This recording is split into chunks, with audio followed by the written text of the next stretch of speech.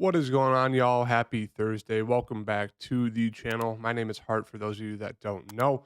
Going to be breaking down this four-game NBA slate here on DraftKings, talking through my favorite early look core plays, as well as doing a game-by-game breakdown, giving you guys all the good information to help you guys succeed for tonight's slate. So make sure to hit that like button and subscribe.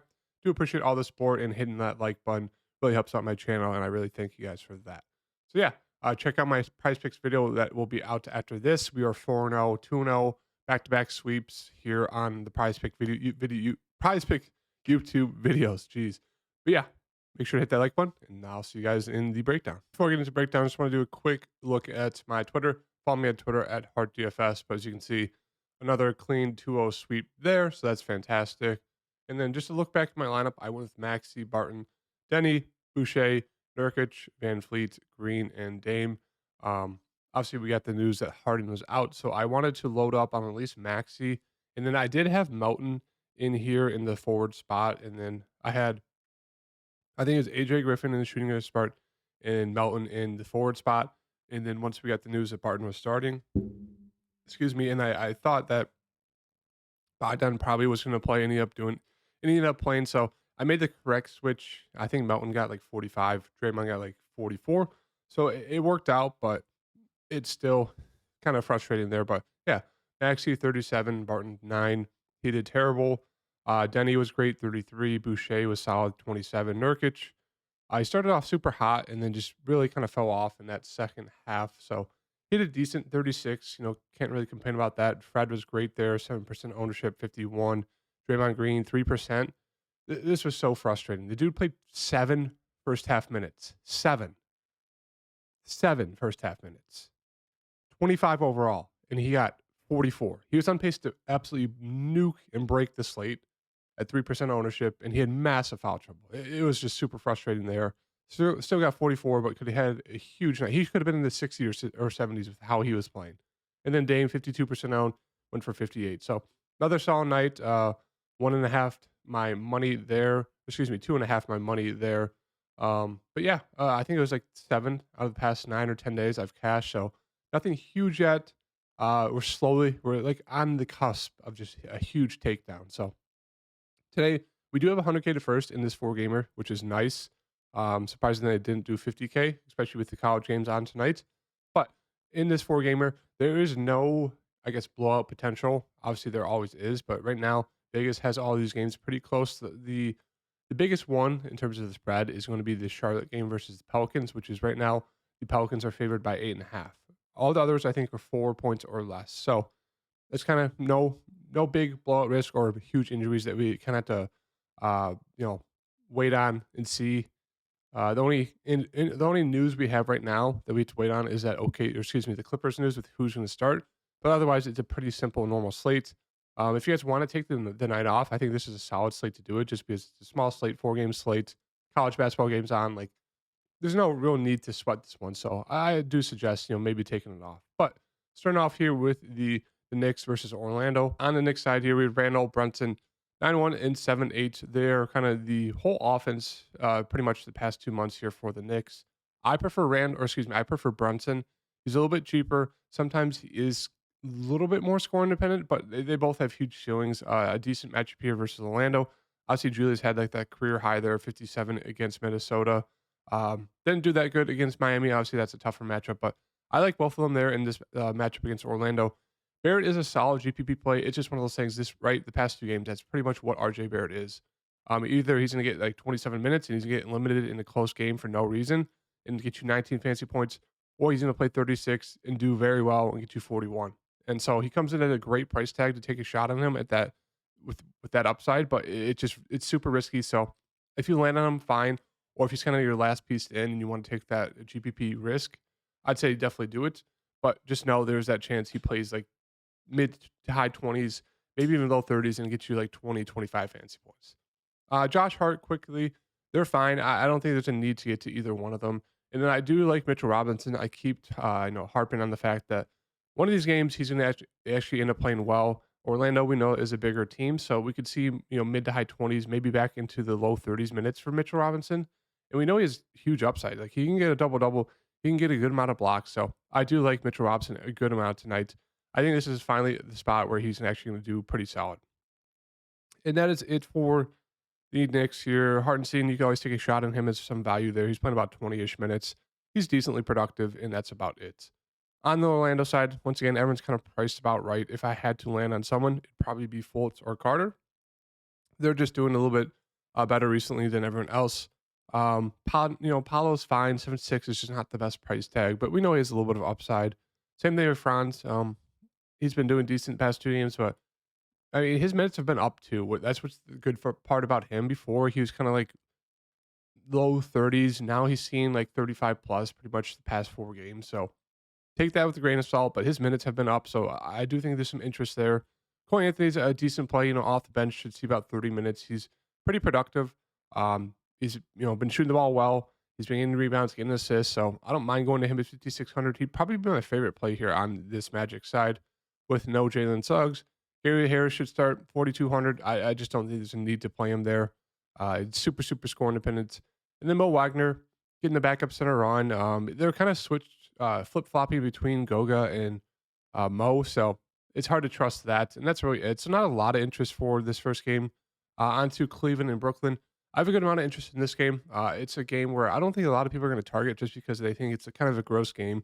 People are going to want to get to OKC and the Clippers. They want to get to Charlotte and the Pelicans, or this first game. So I do like attacking this Cleveland and Brooklyn game, even though the total is pretty low. I think Mitchell comes in a great price tag, 8,400. He was off to a fantastic game there. The game was not as close as it seems. It was like a blowout pretty much that whole second and like third quarter.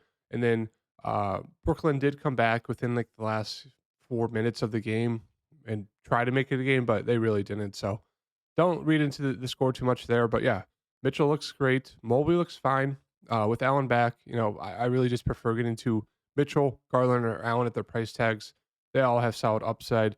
Levert, I guess he's a decent option off the bench. He's kind of like a Cole Anthony, where they could be super productive or they can really bust. But I think they're both pretty solid there as some decent pieces in the mid range.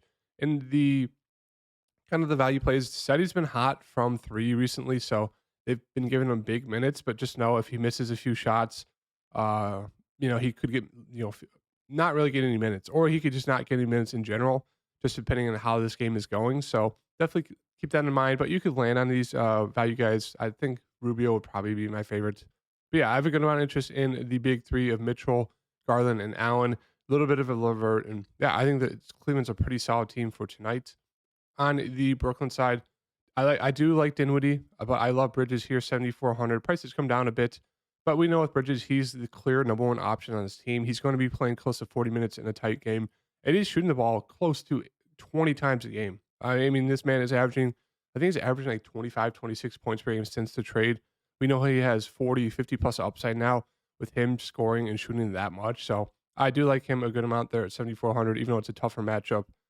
He's coming off a terrible shooting game, so I like buying low on him. I think Claxton's solid. He should be in line for big minutes guarding the big guys on Cleveland if he just stays out of foul trouble. Cam Johnson's fine. I don't mind him. Same with Royce O'Neal and a guy like DFS. You can land on them, but I prefer just getting to one of the main three of Claxton, Dinwiddie, and Bridges. I think they are the safest, and they all have probably the biggest upside there. And then Darren Sharp, he did get a backup center run. He did super, super well there. Obviously, 42 fantasy points in 20 minutes. I don't expect him to go out there and shoot 12 times, but you can always take a shot there. Moving on to Charlotte and the Pelicans. For the Charlotte side, not much to talk about. Rozier, Oubre, going to lead the team in shots and usage. They both look like solid options in their price tags. PJ, Gordon Hayward, they're fine mid-range plays. I don't think there's a need to play them. And then Dennis Smith Jr. and Nick Richards are probably going to be my favorite here. Dennis is seen about mid to high 20s, sometimes in the 30s. He's been productive, kind of a guy that stuffs the stat sheet. And then Nick Richards was fantastic for me last slate. 26 minutes, 42 fantasy points. Did get in foul trouble in that first half, so he did lose out on some minutes.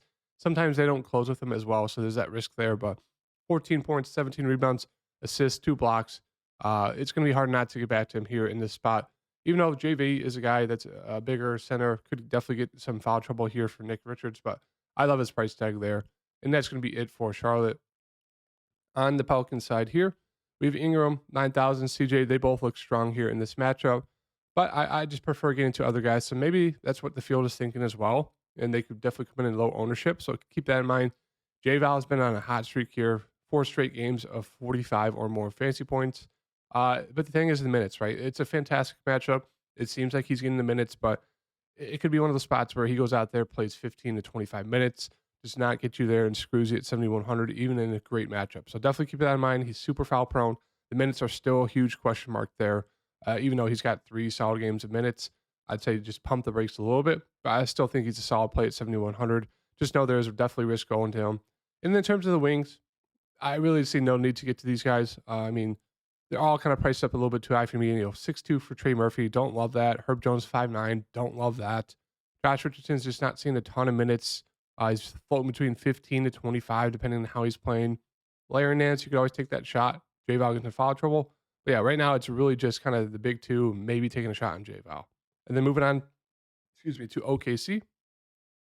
For the OKC side, SGA does seem a little bit too cheap here. Obviously, the big news, there's no Paul George on the other side, so this game should be pretty close. Giddy, 7,700. I think he's pretty solid, has triple-double upside. My boy, Jalen Williams, was fantastic last game, almost a 40 bomb. He's playing huge minutes, and he's been super aggressive. He's just been super productive as well. Arguably, probably the rookie of the year.